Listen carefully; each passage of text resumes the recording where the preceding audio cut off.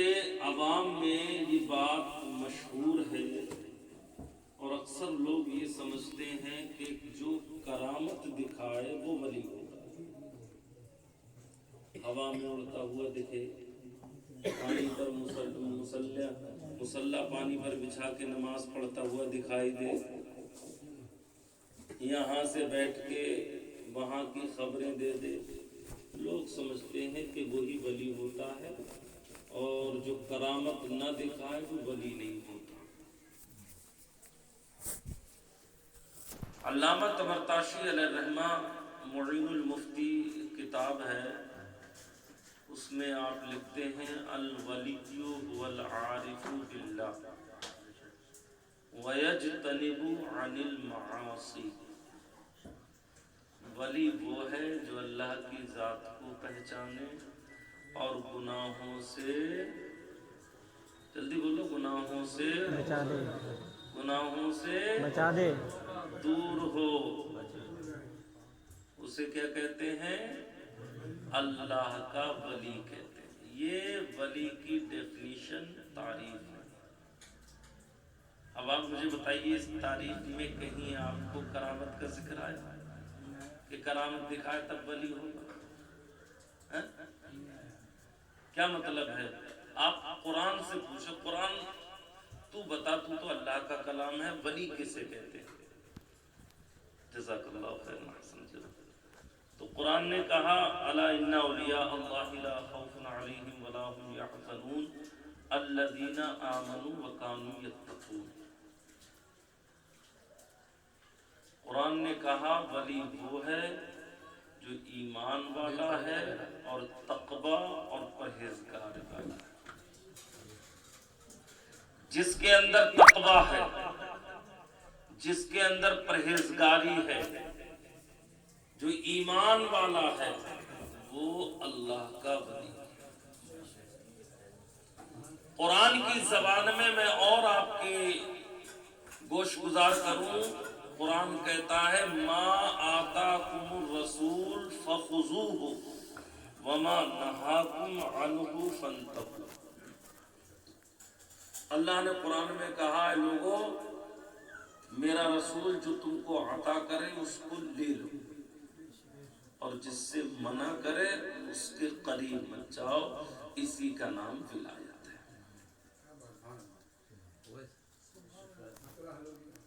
بات سمجھ میں آ رہی ہے آپ کے؟ دو لفظوں میں یہ بات بتا دی گئی. ولی کون ہے؟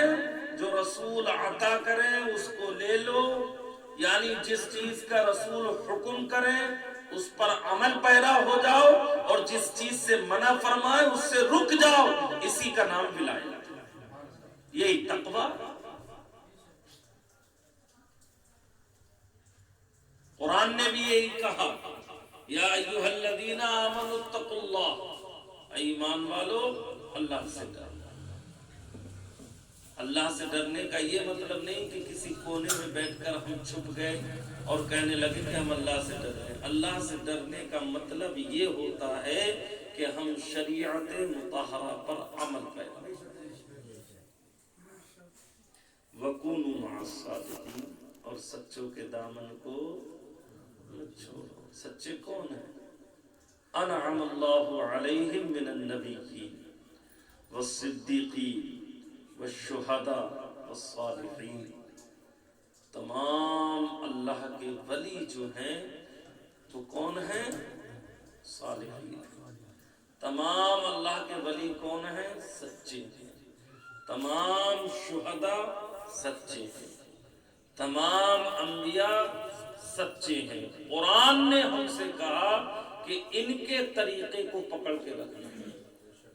اس لیے کہ اس زمانے میں نہ مدارس اسلامیہ تھے، نہ درسگاہیں تھیں، نہ یونیورسٹیز تھی.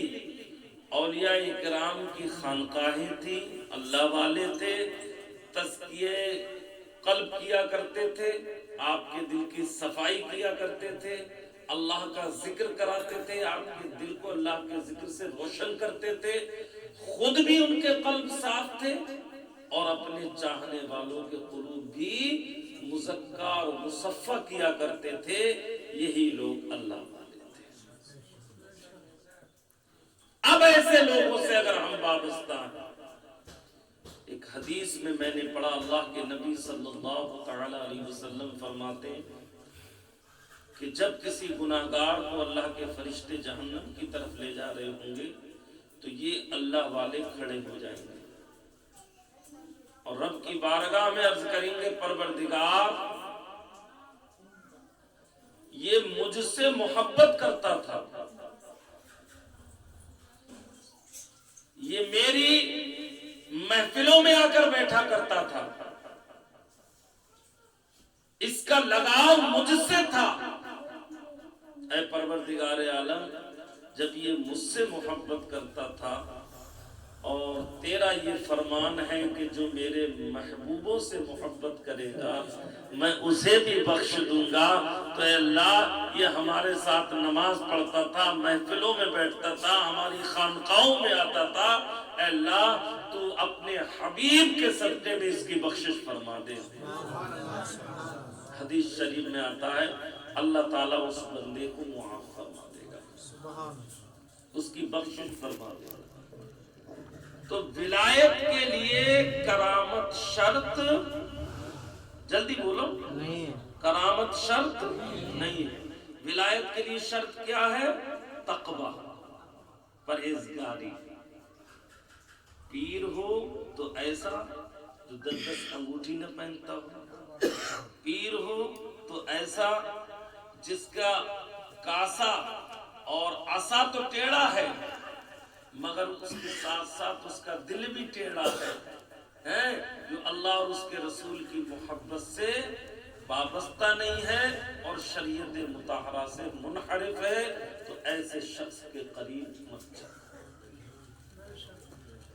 چونکہ آج کل بہت سارے ڈھونگی پیر مارے پھر رہے ہیں جو اپنی ولایت کے چرچے خود کرتے ہیں کہ ہم ولی ہیں، کہ ہم ولی ہیں، کہ حضور کہاں نماز پڑھتے ہو؟ کہ یہاں جب سے مکے سے آیا ہوں دل ہی نہیں لگتا ہے، مدینے سے آنے کے بعد وہیں پڑھتا ہوں نماز۔ میرے بھائی ایسے جعلی پیروں سے اپنے آپ کو بچاؤ۔ اللہ کے نبی صلی اللہ تعالی علیہ وسلم کی حدیث ہے کہ اگر کوئی شخص اپنے ایک ہاتھ میں سورج رکھ لے اور ایک میں چاند رکھ لے اور وہ کہے دیکھو میں اللہ کا ولی ہوں، میری کرامت ہے یہ، اور شریعت پر عمل نہ کرتا ہو تو وہ اللہ کا ولی نہیں ہو سکتا، وہ شوخ باز اور جادوگر تو ہو سکتا ہے مگر اللہ کا مقدس ولی نہیں ہو سکتا۔ سید الطائفہ جنید بغدادی تمام ولیوں کے سردار، اپنے وقت کے بہت بڑے ولی کامل، سرکار غوث اعظم سے بھی پہلے کی، سرکار غوث اعظم کی آمد کی بشارت جنید بغدادی نے دی تھی۔ سید الطائفہ جنید بغدادی رضی اللہ تعالیٰ عنہ کی بارگاہ میں ایک شخص آتا ہے اور اس نے ان کا بڑا تذکرہ سنا تھا، ان کا بڑا ذکر سنا تھا، ان کی بڑی تعریف سنی تھی کہ بہت صاحب کرامت بزرگ ہیں، اور وہ ان کے پاس آتا ہے اس نیت سے کہ میں ان کی کوئی کرامت دیکھوں گا تب ان سے بیعت ہو جاؤں گا، کیا ہو جاؤں گا؟ مرید ہو جاؤں گا۔ ادھر یہ شخص اپنی جگہ سے چلتا ہے، ادھر جنید بغدادی کو پتہ چل جاتا ہے۔ اب جنید بغدادی رضی اللہ تعالیٰ عنہ کی خانقاہ میں یہ شخص آتا ہے، آنے کے بعد رہنا شروع کر دیتا ہے۔ جنید بغدادی نے کوئی نظر کرم نہیں کی اس کی طرف، نہ کوئی نظر التفات کی، جو عام معمول تھا آپ کا کہ کوئی بھی باہر کا شخص آتا تو آپ اس سے پوچھتے کس غرض سے آیا ہے اور اس کی مہمان نوازی فرماتے، لیکن اس شخص سے تو یہ بھی نہیں پوچھا کہ کیوں آیا ہے، بس آپ نے کہا یہ آپ کے کھانے رہنے کی جگہ، یہ آپ کے کھانے کی جگہ، جب تک جی چاہے رہو اور جو دل کرے وہ کھاؤ۔ جنید بغدادی رضی اللہ تعالیٰ عنہ کی خانقاہ میں یہ شخص 40 روز تک رہا۔ 40 روز کے بعد جانے لگا۔ جب یہ جانے لگا تو جنید بغدادی نے اس کا ہاتھ پکڑا، پوچھا بھائی کیوں آئے تھے، کیوں جا رہے ہو؟ اس نے کہا کہ صاحب آپ کا بڑا شہرت تھا، آپ کے بڑے چرچے سنے تھے کہ صاحب کرامت بزرگ ہیں، میں 40 دن ہو گئے رہتے رہتے نہ کوئی کرامت دیکھی ہے. اب میں یہ سوچ کے آیا تھا کہ کوئی کرامت دیکھوں گا تو بیعت ہو جاؤں گا. اب میں نے کوئی کرامت نہیں دیکھی اس لیے میں واپس جا رہا ہوں. جنید بغدادی کی بارگاہ میں جیسے ہی اس نے اتنی الفاظ کہے آپ فوراً غیظ و غضب میں آپ کا چہرہ سرخ ہو گیا اور اس سے آپ نے ارشاد فرمایا اے نادان یہ بتا 40 دن کی مدت میں تو نے کوئی نبی کی سنت مجھ سے چھوٹتے ہوئے دیکھی؟ اس نے کہا نہیں دیکھی. جنید بغدادی کہتے ہیں اس سے بڑی کرامت کیا ہو سکتی ہے کہ میں نے کبھی نبی کی سنت نہیں چھوڑی.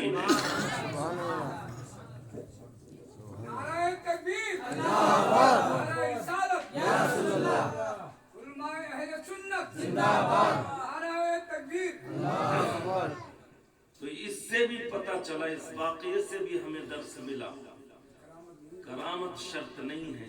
کیا شرط ہے؟ تقویٰ, شریعت پر عمل, پرہیزگاری, نمازوں کی پابندی, جھوٹ سے بچنا, غیبت اور چغلی سے بچنا, برائی سے دور رہنا, عورتوں سے بچ کے رہنا, یہ تمام چیزیں متقی شخص کے اندر ہوتی. قرآن نے بھی یہی کہا ان اکرمکم عند اللہ اتقاکم. قرآن بھی ہم کو یہ بتا رہا ہے کہ اللہ کے نزدیک سب سے زیادہ عزت والا اگر کوئی ہے تو تم میں جو سب سے متقی ہے, سب سے پرہیزگار ہے, وہ اللہ کے نزدیک سب سے زیادہ عزت اور عظمت والا ہے. تقوی پر معیار ہے, اگر تقوی نہیں ہے تو کچھ بھی نہیں. لیکن آج ہمارے تقوی کے حالات کیا ہے؟ ہم خود تو متقی بنتے ہیں لیکن دوسروں کے اندر ہزار عیب نکال دیتے ہیں. ہم اپنے آپ کو کہتے ہیں ہم بڑے متقی ہیں لیکن سامنے والے کی برائی کرتے رہتے ہیں. یہ کیسا تقویٰ ہے بھائی؟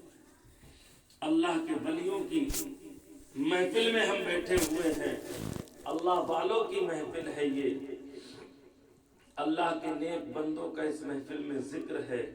یقینی طور پر یہاں اللہ کی رحمتیں نازل ہو رہی ہوں گی اور اللہ کا کرم برس رہا ہوگا. آج ہم اس محفل میں یہ عہد کر کے اٹھیں اور اللہ کی بارگاہ میں قلب صادق کے ساتھ سچی توبہ کر کے اٹھیں کہ مولا اب تک جو غلطیاں, خطائیں, لغزشیں ہوئیں اپنے حبیب کے صدقے میں ان کو معاف فرما اور ہم سب کو اپنے نیک بندوں کے طریقے پر عمل کرنے کی توفیق عطا فرما. تو یہ محفل سرکار غوث اعظم رضی اللہ تعالیٰ عنہ کی. میں نے کہا تھا ایک بات تو یہ سمجھ میں آ گئی کہ ولی کسے کہتے ہیں, یہ فنڈا ہمارا کلیئر ہوا. کوئی یہ نہ سمجھے, بہت سارے لوگ کہہ دیتے کہ ارے وہ تو مولانا صاحب ہیں, عالم صاحب ہیں, وہ ولی کہاں ہے؟ عالم علیحدہ ہوتا ہے, صوفی علیحدہ ہوتا ہے. میری بات آپ کو سمجھ میں آ رہی ہے؟ میں ایک مثال بتاؤں. جس شخص کو یہ پتا ہی نہیں کہ حضور نے سنتیں کتنی ہیں, وہ ان سنتوں پر عمل کیسے کرے گا؟ بھئی جسے پتا ہی نہیں ہے تو وہ عمل کیسے کرے گا؟ اور جب وہ عمل نہیں کرے گا تو نبی کی سنت پر عمل کرنے والا کہلائے گا؟ کہلائے گا نہیں. اور یہ بات کون جانے گا؟ جو عالم ہوگا. امام شافعی فرماتے ہیں علیہ رحمت و رضوان کہ اگر عالم اللہ کا ولی نہیں تو دنیا میں کوئی اللہ کا ولی نہیں. ہر ولی کے لیے علم شرط ہے, بغیر علم کے کوئی ولی ہو ہی نہیں سکتا. آپ کسی بھی ولی کو دیکھ لو, آپ جن کی محفل میں بیٹھے ہو غوث اعظم رضی اللہ تعالیٰ, وہ کیا کہتے ہیں؟ درست العلم حتی صرت قطبا, میں نے اتنا علم حاصل کیا کہ اللہ نے مجھے قطبیت عطا فرما دی. سرکار خواجہ غریب نواز رضی اللہ تعالیٰ عنہ کہاں کہاں علم دین حاصل نہیں کیا. خراسان کی وادیوں میں آپ نے علم دین حاصل کیا. اپنے شیخ خواجہ عثمان ہارونی رضی اللہ تعالیٰ عنہ سے علم دین حاصل کیا. بغیر علم دین کے اور بغیر علم کے ولایت مل جائے ایسا تو ہو ہی نہیں سکتا ہے. اب علم دو طریقے کا ہے. ایک علم لدنی ہے اور ایک علم کسبی ہے. ہم اور آپ جو درسگاہوں میں پڑھتے ہیں, مدرسوں میں پڑھتے ہیں, علم حاصل کرتے ہیں, یہ کسبی کہلاتا ہے, اپنی محنت سے حاصل کرتے ہیں. اور ایک علم وہ ہوتا ہے کہ کسی اللہ کے ولی نے دل پر نگاہ ڈالی, جو کچھ تھا عطا فرما دیا. حضرت حافظ شاہ جمال اللہ کو کون نہیں جانتا؟ رامپور میں مزار ہے. واقعات سنانا مقصد نہیں ہے. لوگ پہنچ گئے کہ حضور حافظ چاہیے قرآن سنانے کے لیے. اچھا اچھا اچھا. بہرحال اگر یہ واقعہ غلط ہے تو ہوگا بھائی, مجھے تو اتنا علم نہیں ہے. سید شاہد میاں رامپور میں رہتے تھے, انہیں زیادہ اس تعلق سے نالج ہوگی. بہرحال تو حافظ شاہ جمال اللہ علیہ رحمت و رضوان, ان کے پاس جو ایک شخص گیا تھا یہ کہنے کے لیے کہ صاحب جو ہے کہ ہمیں ایک حافظ کی ضرورت ہے. اب یہ کہاں تک صحیح ہے یہ بات کہ انہوں نے کہا کہ جو پہلا شخص ملے اس کو لے کے آ جانا. اب وہ پہلے کون ملے تھے؟ پنڈت جی ملے, انہی کو پکڑ کے لے آئے. اب یہ حافظ شاہ جمال اللہ صاحب کی نگاہ تھی کہ ان کو قرآن کا حافظ بنا دیا. ٹھیک ہے نا. تو اب یہ واقعہ یہ میں نے بھی کسی کتاب میں نہیں پڑھا ہے, اپنے بزرگوں سے سنا ہے. ہاں, تو اب اگر یہ واقعہ پائے ثبوت کو نہیں پہنچا ہے تو کوئی بات نہیں ہے, اس سے کوئی ایسا کفر لازم نہیں آ رہا. یہ نصیحت کے لیے, بہرحال جو واقعہ ثابت نہ ہو اس کو بیان نہ کیا جائے تو ہی بہتر ہے. ہاں, لیکن خواجہ غریب نواز رضی اللہ تعالیٰ عنہ کے بارے میں ضرور اتنا ملتا ہے کہ آپ نے جس سائڈ کو بھی سلام پھیرا تھا تو جتنے بیٹھے تھے وہ سب کے سب اللہ کے ولی بن گئے تھے. نگاہ ولی میں وہ تاثیر دیکھی, بدلتی ہزاروں کی تقدیر دیکھی. تو بہرحال یہ بات تو صاف ہے کہ اللہ کا ولی متقی پرہیزگار ہوتا ہے. دوسری بات کیا ہے؟ وَكُونُوا مَعَ الصَّادِقِينَ, سچوں کے ساتھ رہو. سچے کون ہیں؟ اللہ کے نیک بندے, جنہوں نے اپنی زندگی اللہ کی محبت میں فنا کر دی, جنہوں نے اپنی زندگی اللہ کی محبت میں گزاری اور اپنا پورا وقت اللہ کی محبت میں دیا. یہ لوگ سچے تھے. ہمیں ان کے اخلاق, ان کے کردار, ان کی زندگی کے مطابق زندگی گزارنے کی توفیق عطا فرمائے. سرکار غوث اعظم رضی اللہ تعالیٰ عنہ بڑی شان والے ہیں, بڑی عزت و عظمت و رفعت و بلندی والے ہیں.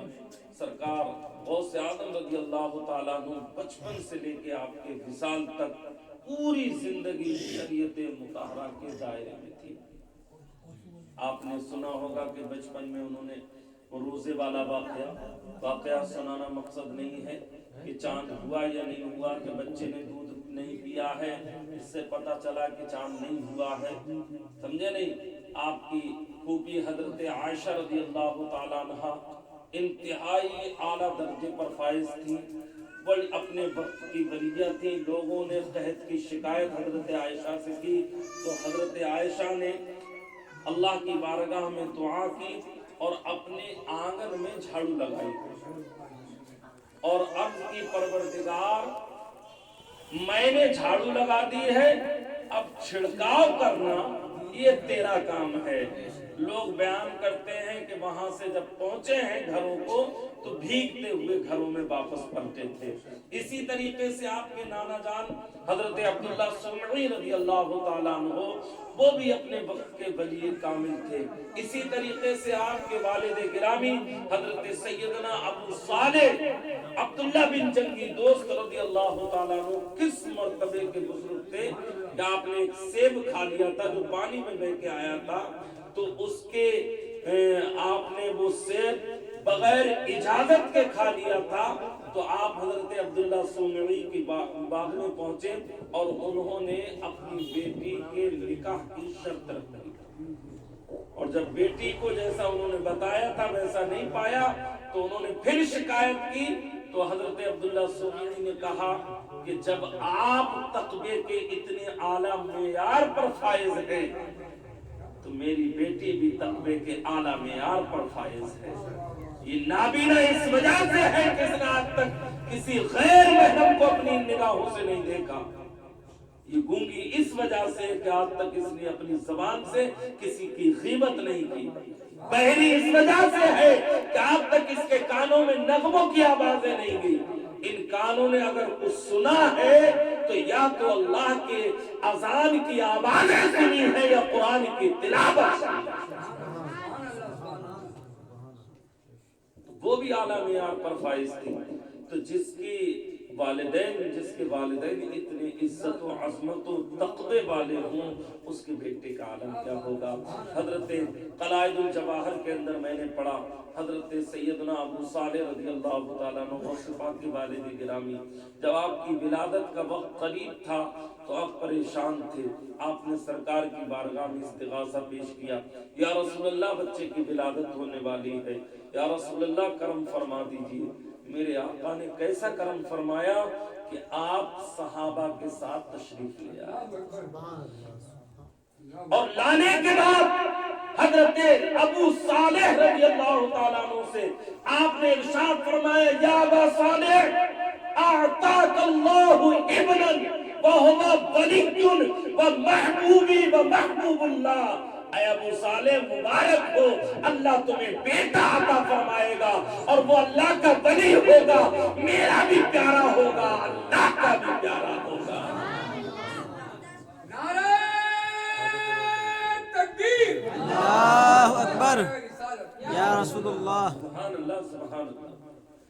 اور پھر آقا آگے ارشاد فرماتے ہیں کہ جس طریقے سے تمام انبیاء میں میری فضیلت ہے ایسے ہی بین الاولیاء والاقطاب میرے اس بیٹے کی فضیلت ہے۔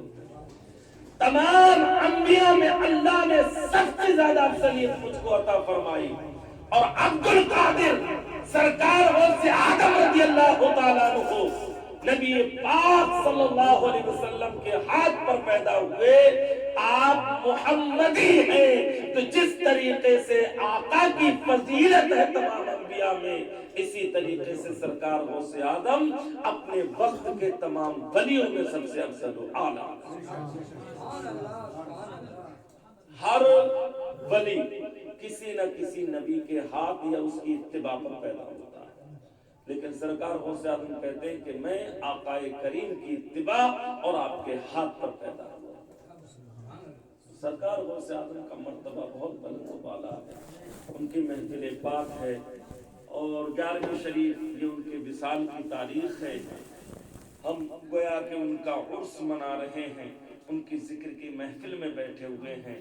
میری آپ سے یہی گزارش ہے کہ سرکار غوث اعظم کی تعلیمات یہاں سے لے کر جائیں، سرکار غوث اعظم کا کردار یہاں سے لے کے جائیں، سرکار غوث اعظم کی زندگی یہاں سے لے کر جائیں۔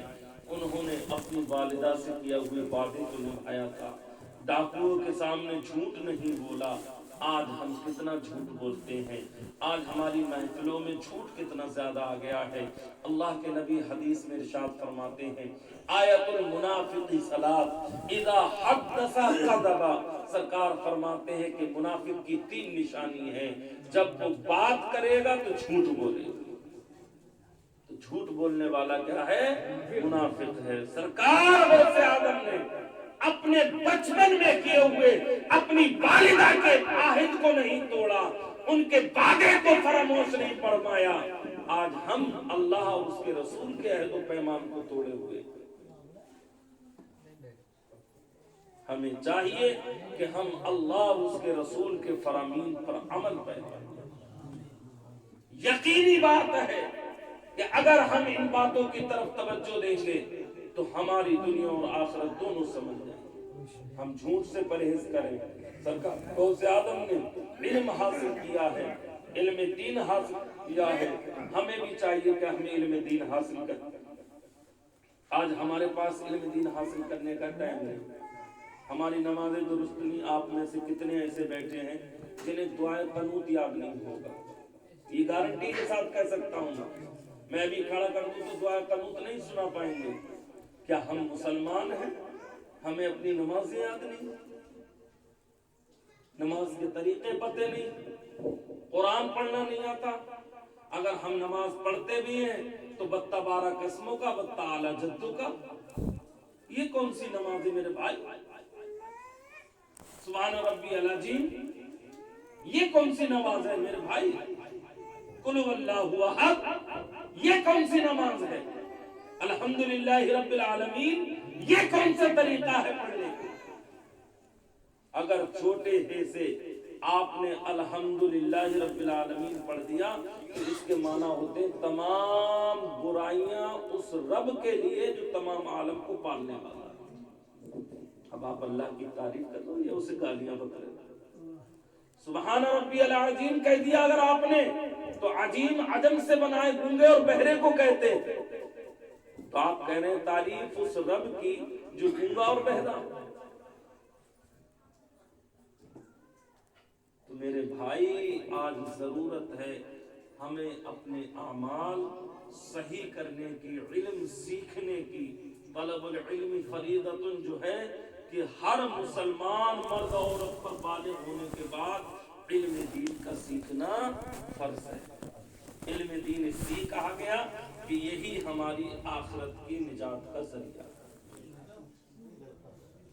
वरना हदीस में इल्म दीन का जिक्र नहीं। सरकार ने कहा इल्म सीखना फर्ज है। तलबुल इल्म, इल्म आया ऐसे, इल्म सीखना फर्ज है। अब कोई कहे दुनिया भी इल्म मुराद है तो मैं तो नहीं मानता। यहाँ मुराद वो इल्म है जिससे आपका ईमान और अकीदा महफूज रह सके। ऐसा इल्म दीन सीखना हमारे ऊपर क्या है? फर्ज है। समझ में आ रही है आपकी? तो इसलिए इस महफिल पाक से हम कुछ ऐसी बातें लेके जाएं जो हमारी आखिरत में काम आने वाली हैं और हमारी दुनिया में भी काम आने वाली हैं और हमारी आखिरत के लिए जरिए निजात भी हैं। मेरे भाई थोड़ा वक्त निकाल के अपना नमाजें जरूर दुरुस्त करें। मोबाइल के लिए हमारे पास बहुत टाइम है, पूरी पूरी रात हम देख सकते हैं बैठ के, मगर नमाज के लिए या नमाज सीखने के लिए, नमाज सही करने के लिए हमारे पास टाइम है। अब ज्यादा मैं आपसे कुछ नहीं कहूंगा।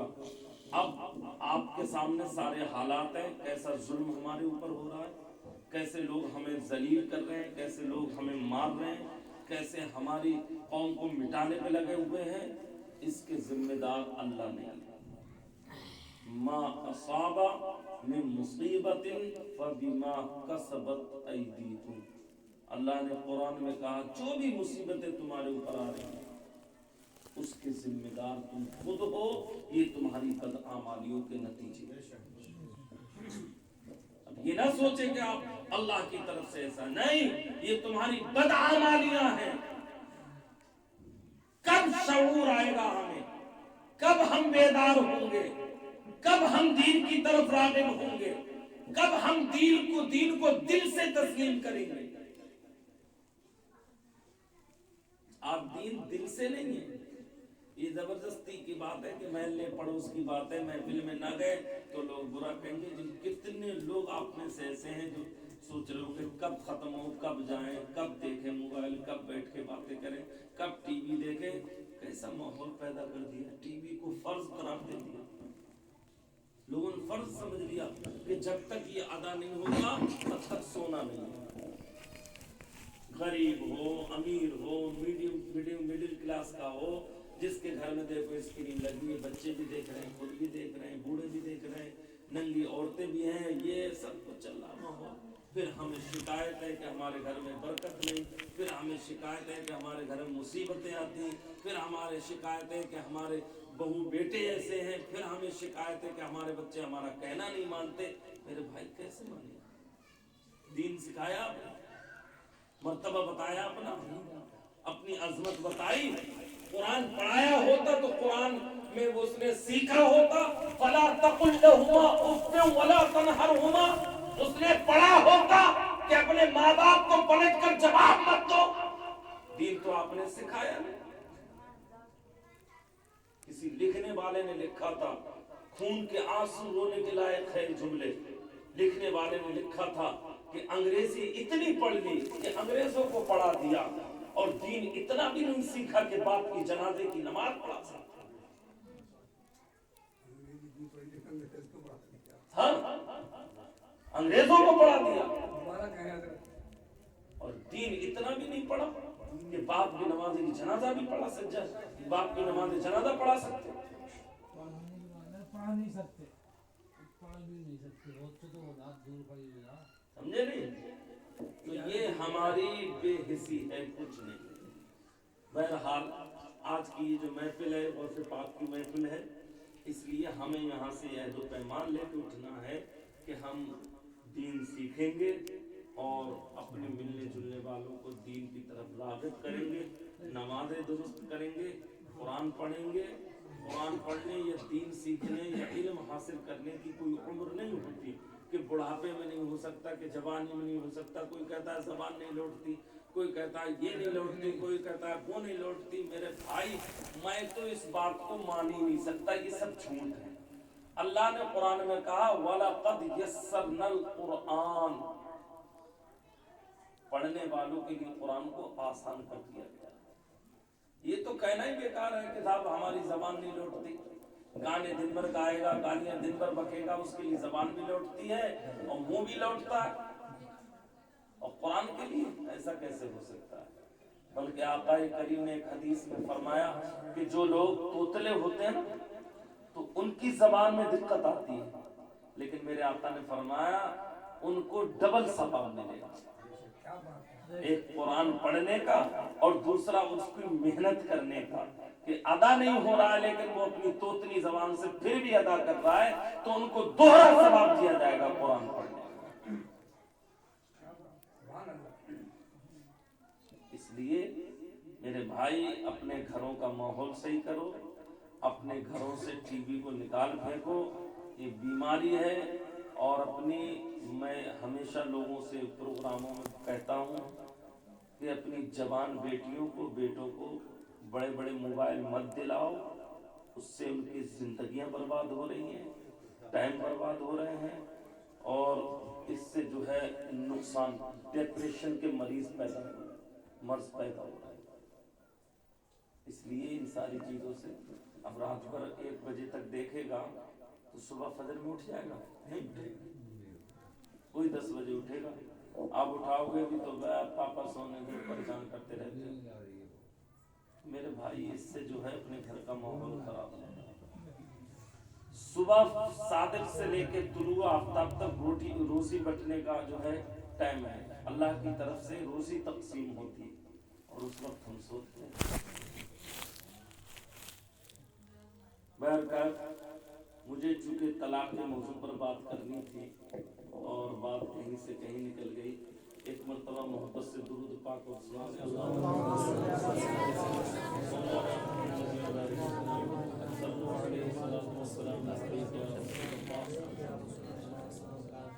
صلی اللہ تعالی علیہ وسلم.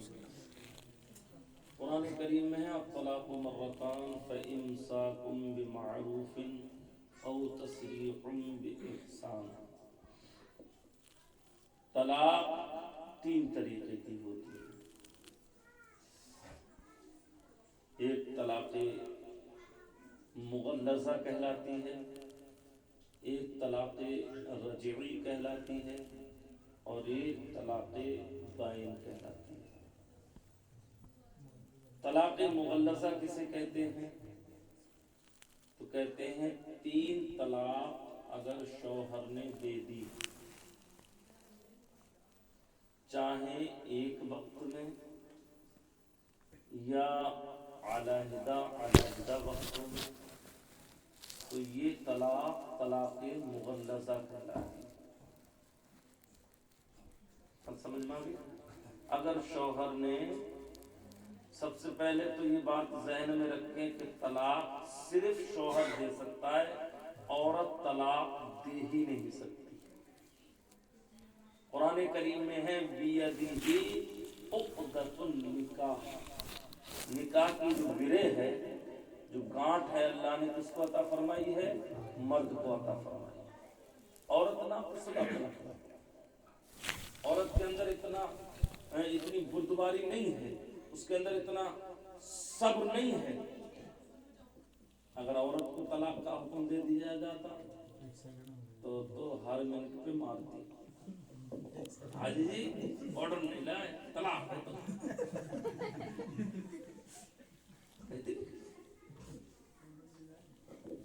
کہ مرد صبر والا ہے، تحمل والا ہے۔ عورتیں اتنا برا کہتی ہیں کہ تو اگر اصیل کا ہے تو دے دے طلاق۔ اب بتاؤ، یا تو وہ طلاق دے یا وہ اپنے آپ کو حرامی ثابت کرے۔ غصہ آئے گا نہیں آئے گا؟ مگر مرد پھر بھی صبر کرتا ہے۔ تو اللہ نے قرآن میں فرمایا کہ میں نے نکاح کی جو گرہ ہے، جو نکاح کی باغ جوڑ ہے، وہ کس کے ہاتھ میں دیے؟ آدمی۔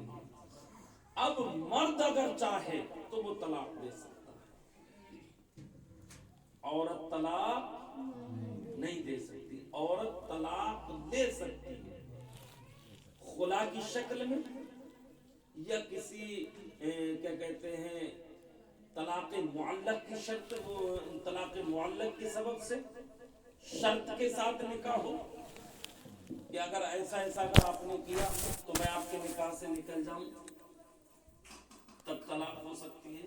یا عورت یہ کہے کہ میں اتنے پیسے دے رہی ہوں، مجھے طلاق دے دو، جیسے خلا میں ہوتا کہ میں اپنے مہر چھوڑ رہی ہوں، یا اس کے بدلے میں 10,000 روپے دے رہی ہوں، یا مکان دے رہی ہوں، مجھے طلاق دے دو، تو یہ خلا کی شکل ہوگی۔ باہر کہ دے گا مرد ہی، ہر صورت میں مرد طلاق دے گا، یہ بات ذہن میں بٹھا لو۔ اچھا، اب مرد کسی بھی کنڈیشن میں طلاق دے سکتا ہے، گھر سے دے سکتا ہے، کہیں دور ہے وہاں سے دے سکتا ہے، خط سے دے سکتا ہے، فون پہ دے سکتا ہے، فیکس کے ذریعے سے دے سکتا ہے، واٹس ایپ میسج کر کے دے سکتا ہے، کسی کو بھیج کے دے سکتا ہے۔ بس سمجھ میں آ رہی ہے؟ فون کیا، اس نے طلاق دی، اب طلاق دی اس نے جیسے طلاق سنی، بیوی نے فوراً فون کاٹ دیا، وہ طلاق دے رہا ہے، اس نے فون کاٹ دیا، اور اس نے آگے کہا کہ میں نے سنا نہیں، میں نے سنا نہیں، تو تم مت کیوں سنے؟ تو سنے یا مت سنے، طلاق تو ہو گئی۔ میری بات سمجھ میں آ رہی ہے آپ کے؟ جب طلاق کا مالک مرد ہے، اب عورت سنے یا نہ سنے، گواہ ہو یا نہ ہو، اگر مرد اقرار کر رہا ہے کہ میں نے طلاق دے دی تو طلاق ہو گئی، چاہے آپ کے پاس کوئی گواہ ہو یا نہ ہو، آپ نے سنا ہو یا نہ سنا ہو، آپ حمل سے ہوں، ناپاک ہوں، کسی بھی کنڈیشن میں ہو، طلاق ہر کنڈیشن میں ہو جاتی ہے۔ یہاں تک کہ اگر شوہر نے شراب پی کر طلاق دی تو بھی طلاق ہو جاتی ہے۔ السکران، حدیث شریف میں ہے، السکران فی الحکم کالصاحی، نشے والا حکم میں صحیح کے ہوتا ہے۔ کیوں؟ جب شراب پینے والے نے طلاق دی، شرابی دی، تو اس کو یہ بات دماغ میں کیسے آئی کہ اس بہو کو طلاق دے دوں، یہ میری بہو ہے؟ اس کا مطلب دماغ کام کر رہا تھا، دماغ کام کر رہا تھا، اسی لیے اپنی ماں کو تو نہیں کہ میں تجھے طلاق دیتا ہوں، بیوی کو ہی دی نا، تو اس کا مطلب اسے یہ بھی معلوم ہے کہ یہ میری بیوی ہے، اور اس کو یہ بھی معلوم ہے کہ یہ جو میں کہہ رہا ہوں یہ طلاق ہے، ورنہ وہ بیوی کو طلاق کی جگہ گالی بھی بک سکتا تھا، ہے نہیں؟ تو شریعت نے کہا، اچھا لوگ کیا کہتے ہیں کہ غصے میں دیتے ہیں، طلاق تو غصے میں ہی ہوتی ہے، محبت میں کب ہوتی ہے؟ پیار میں کہے گا بیوی سے تو یہ طلاق ہے، یہ کیسی بھی طلاق؟ کسی بھی کنڈیشن میں اگر شوہر اقرار کر رہا ہے، چاہے لکھت روپ میں، فون پر، فیکس پر، میسج میں، کسی کو بھیج کے، خط سے، کسی بھی کنڈیشن میں وہ کہہ رہا ہے کہ میں نے طلاق دے دی ہے، تو طلاق مان لی جائے گی، ہو جائے گی۔ یہ بات سمجھ میں آ گئی؟ تو طلاق مغلظہ کسے کہتے ہیں کہ شوہر اپنی بیوی کو 3 طلاق دے دے۔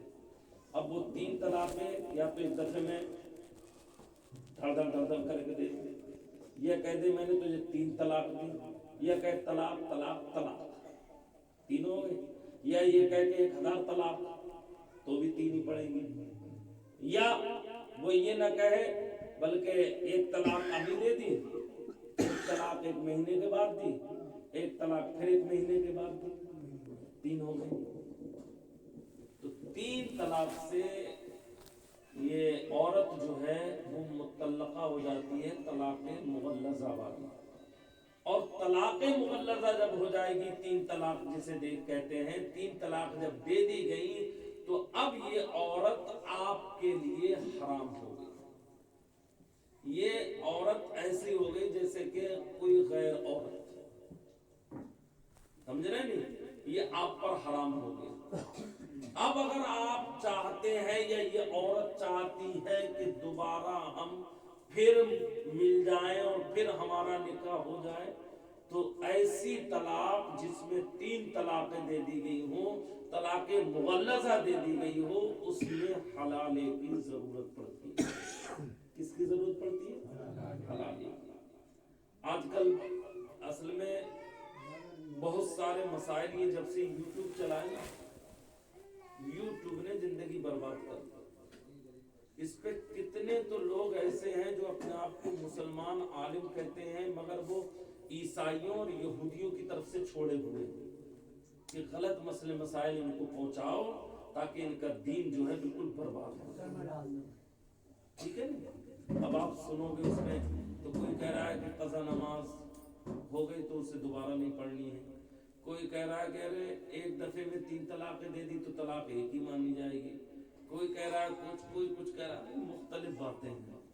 قرآن کیا کہہ رہا ہے، حدیث کیا کہہ رہی ہے؟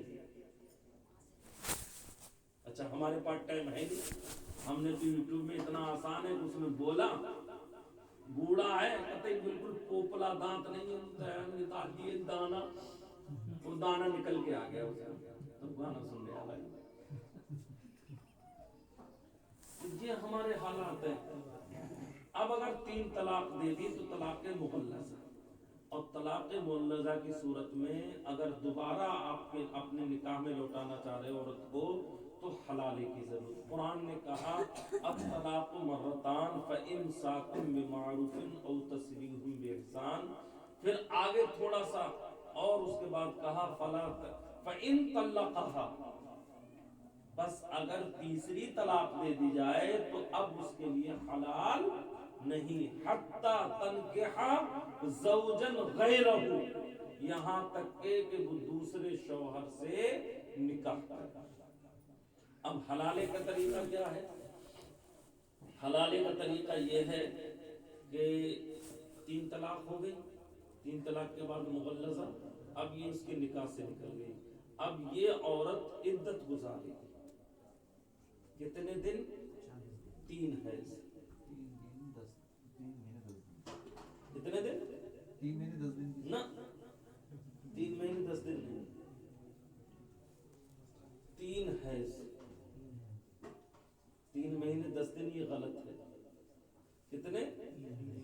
3 हैज का मतलब होता है औरत को 3 मरतबा हैज आके पाक हो जाए। और समझ में आ रही?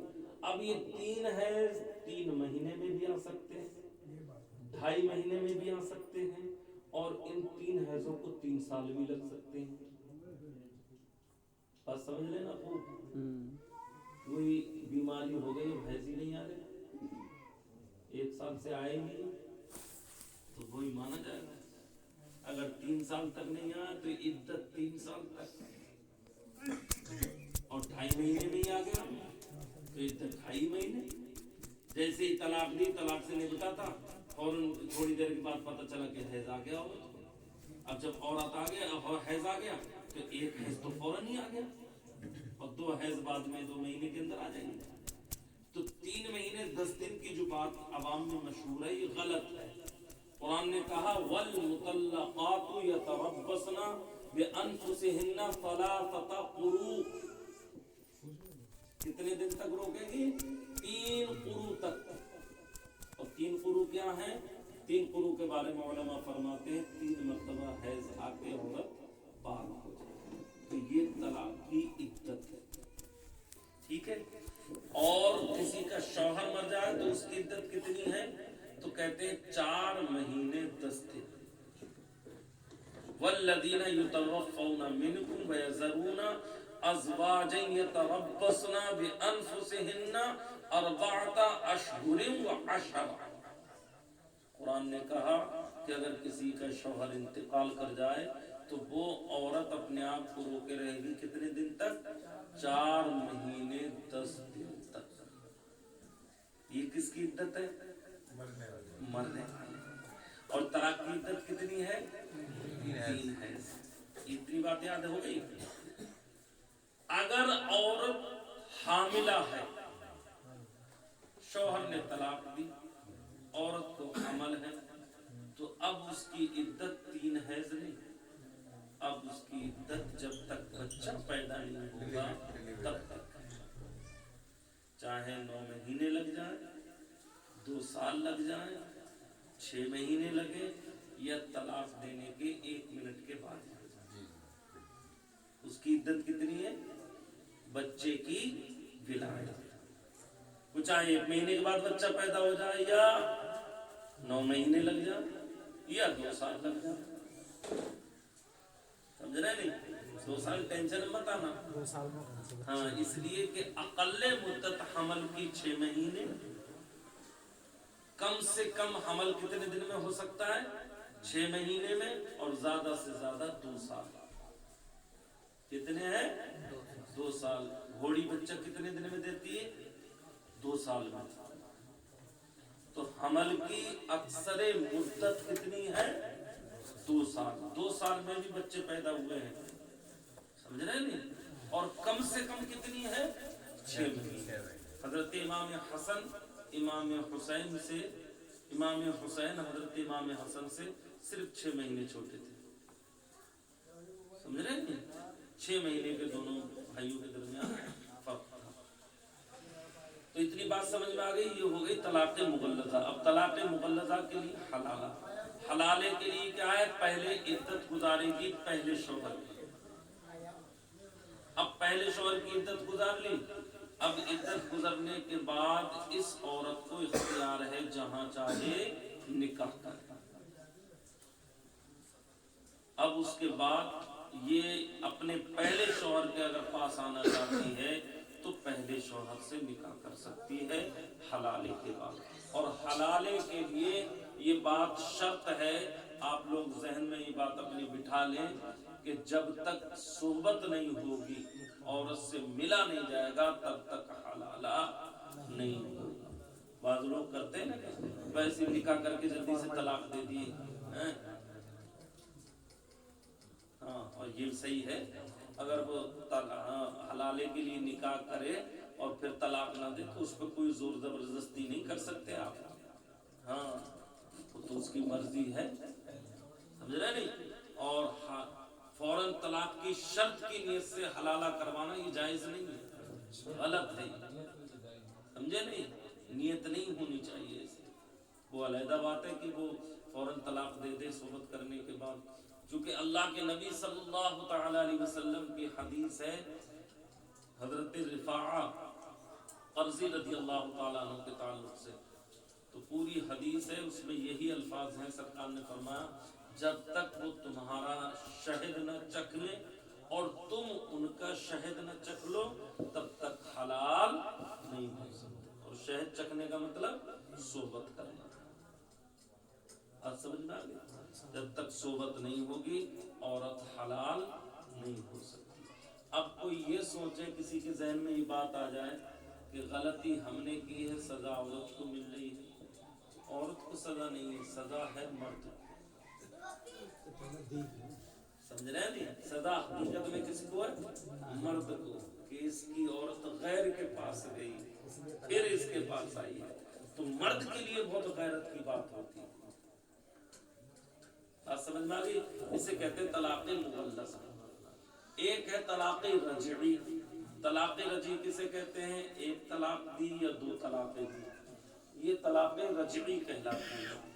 تو دو طلاقوں میں گنجائش رہتی ہے، ایک طلاق میں بھی گنجائش رہتی ہے، دو میں بھی گنجائش رہتی ہے کہ آپ اپنی بیوی کو عدت کے اندر لوٹا سکتے ہیں، عدت کے اندر لوٹا سکتے ہیں، حلالے کی ضرورت نہیں پڑے۔ اور ایک ہوتی ہے طلاق بائن۔ طلاق بائن جو کنایہ الفاظ کے ذریعے سے ہوتی ہے اسے طلاق بائن کہتے ہیں۔ اس سے طلاق واقع ہو جاتی ہے، اس میں بھی نکاح ہوتا ہے، دو گواہوں کی موجودگی۔ تو یہ تین طلاقیں تھیں، طلاق مغلظہ، طلاق رجعی اور طلاق بائن۔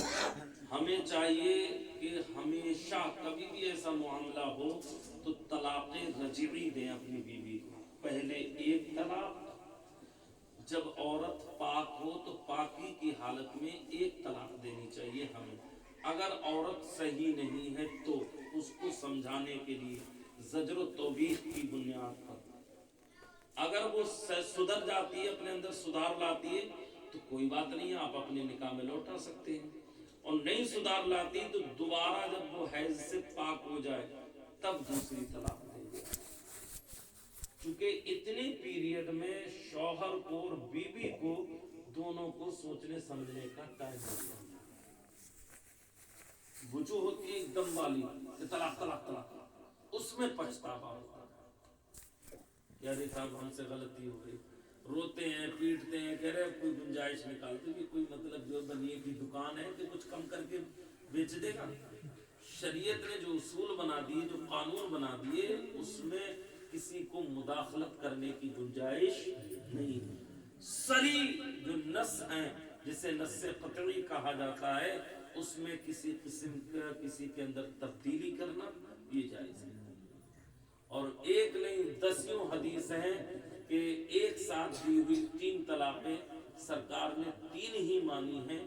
یہ جو عوام میں مشہور غیر لوگوں نے کر دیا ہے کہ صاحب تین دے دی تو ایک مانی جائے گی، ایسا نہیں، بھلی تین طلاقیں تین ہی مانی جائیں گی، چاہے ایک دفعے میں تین مرتبہ کہا ہو یا علیحدہ علیحدہ وقت میں۔ تو کبھی بھی کوئی ایسا مسئلہ ہو تو طلاق رجعی دینی چاہیے اپنی بیوی کو، ایک طلاق دو یا پھر دو طلاق دو، اور دو کے بعد اگر آپ کو نہیں رکھنا ہے تو تیسری کی ضرورت نہیں، دو سے ہی کام ہو جائے گا، عدت گزر جائے گی، وہ اپنے دوسرے سے نکاح کر سکتی ہے۔ اس میں اب بھی گنجائش باقی کہ عدت گزرنے کے بعد اگر آ جائے عقل میں تو پھر لوٹ سکتی ہے دوبارہ بغیر حلالے۔ دو طلاقوں میں عدت واجب ہو گئی، دو میں تو وارننگ ہے، ایک میں بھی ہو گئی عدت واجب، ٹھیک ہے۔ اب اس میں کیا ہوتا ہے کہ عدت کے اندر شوہر لوٹا لے، یا دو طلاقیں دی تو عدت کے اندر شوہر رجعت کر سکتا ہے، لوٹا سکتا ہے اپنی بیوی کو، اس کو کہہ دے کہ میں تیرا شوہر تو میری بیوی، یا اور جو طریقے ہیں رجعت کے، دو گواہوں کو بٹھا کے آپس میں ایجاب و قبول کر لیں، ٹھیک ہے نا۔ لیکن تیسری طلاق دینے کی ضرورت نہیں ہے، اگر وہ چاہے تو دو طلاق سے بھی اپنے نکاح سے باہر کر سکتا ہے۔ دو طلاق دے دی، عدت گزر گئی، اب وہ کسی دوسرے سے نکاح کر سکتی ہے۔ बात समझ में आ रही है? लेकिन इसमें गुंजाइश है कि इद्दत गुजर गई, अभी उसने निकाह किया ही नहीं, 6 महीने हो गए, अब वो उनके दिमाग में कुछ आई या उनके आपस में दिल मिल गए, तो अब गुंजाइश है ना लौटने की, तो अब निकाह कर सकते हैं। लेकिन 3 तलाक के बाद कोई गुंजाइश बगैर हलाल। बातें समझ में आ रही है आपको? अल्लाह ताला हम सबको इन बातों पर अमल करने की तौफीक अता फरमाए। परवरदिगार अपने हबीब सल्लल्लाहु अलैहि वसल्लम के सदक़ो तुफ़ैल हम सबको बुजुर्गान दीन के कौल व अमल पर अमल पैरा होने की तौफीक अता फरमाए। अस्तग़फिरुल्लाह रब्बी मिन कुल्ली ज़म्बिन व अतूबु इलैहि व मा अलैना इल्लल बलाग।